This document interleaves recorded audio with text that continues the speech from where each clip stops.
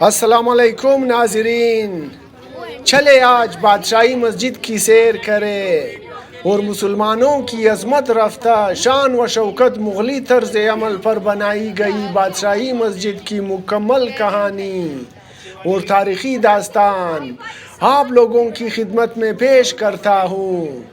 اس کو عالمگیری مسجد بھی کہا جاتا ہے، چونکہ اس مسجد کو مغل بادشاہ اورنگزیب عالمگیر نے تعمیر کروایا تھا۔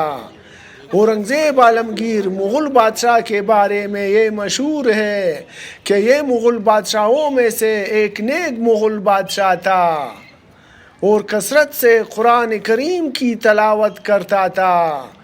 اورنگزیب عالمگیر نے 1671 عیسوی میں اس مسجد کی تعمیر کا حکم دیا تھا، اور جو کہ 1673 میں بادشاہ کے سوتیلے بھائی مظفر حسین اس کی نگرانی میں یہ تعمیر مکمل ہوئی۔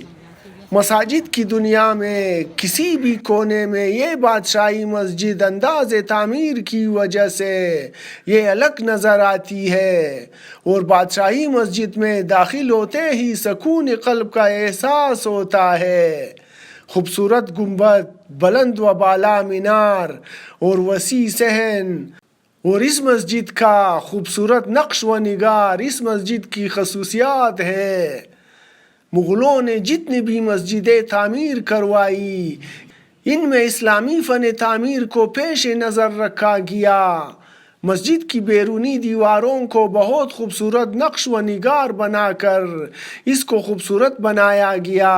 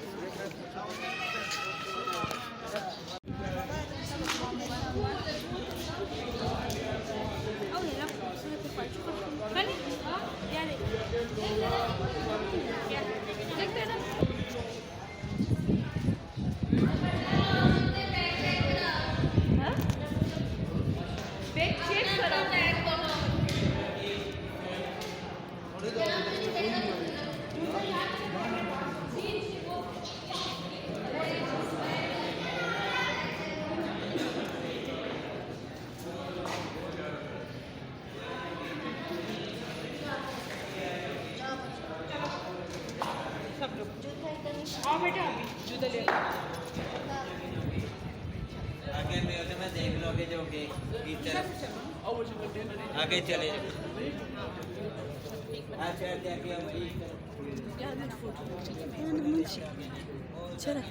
کجا؟ نه ما گوید نستم.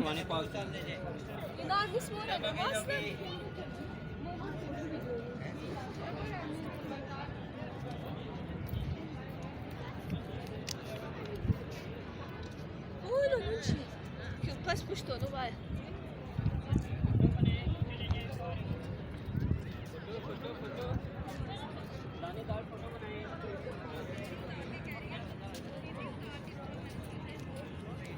نماز می‌خونی؟ واسه ندارم ما.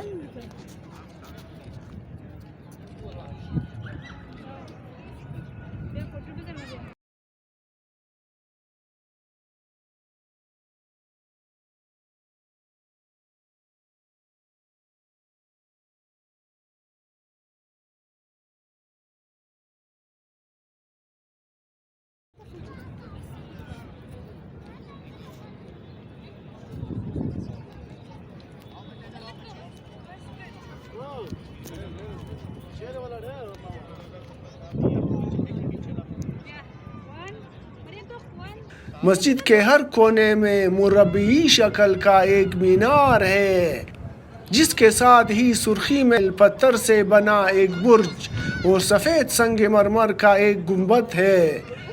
آپ جیسے ہی مشرقی دروازے سے مسجد میں داخل ہوتے ہیں تو اسی وقت آپ کے آنکھوں کو حیران کر دیتا ہے۔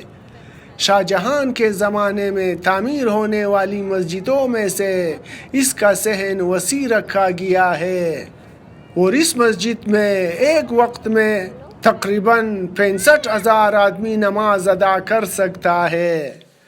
نمازگاہ کا درمیانی حصہ بہت وسیع ہے اور جس کے دونوں اطراف میں 5 مربع بنائی گئی ہے۔ بادشاہی مسجد مغلوں کے دور کی آج بھی شاندار مثال ہے۔ کبھی یہ دنیا کی بڑی مسجد تھی اور اب بھی اس مسجد کا شمار دنیا کی ٹاپ 10 مسجدوں میں ہوتا ہے، اور فیصل مسجد کی تعمیر سے پہلے بادشاہی مسجد کو پاکستان کی سب سے بڑی مسجد ہونے کا اعزاز حاصل تھا، اور اس مسجد کا انداز تعمیر جامعہ مسجد دہلی سے ملتا ہے۔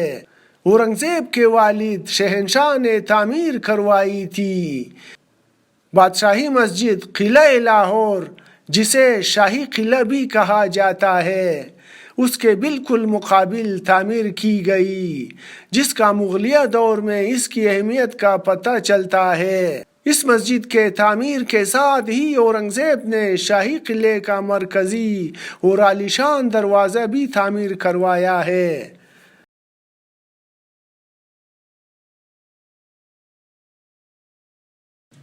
عظیم عالیشان مسجد ایک بہت بڑی چبوترے پر بنائی گئی اور مسجد کے چاروں طرف مینار بنائے گئے ہیں جن کی بلندی تقریباً 175 فٹ ہے، اور اس مسجد کا اندرونی فرش سفید سنگ مرمر کے بادشاہی مسجد اور شاہی قلعے کے درمیان ایک حضوری باغ ہے۔ اس کے ساتھ ہی ایک بارادری بنائی گئی ہے۔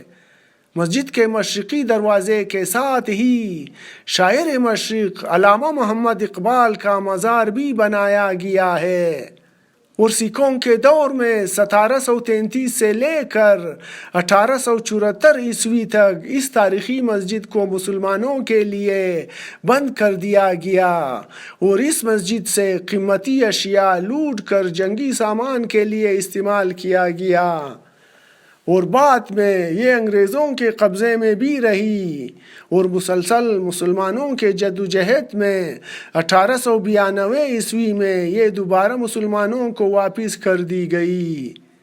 مختلف ادوار میں اس مسجد کو شدید نقصان پہنچا۔ 1850 میں اس کی نامکمل مرمت کی گئی اور 2000 عیسوی میں مسجد کے فرش کو تبدیل کیا گیا، اور جبکہ 2008 میں جے پور خاص سے سرخ رنگ کے پتھر منگوائے گئے جس سے مسجد کی مرمت کی گئی۔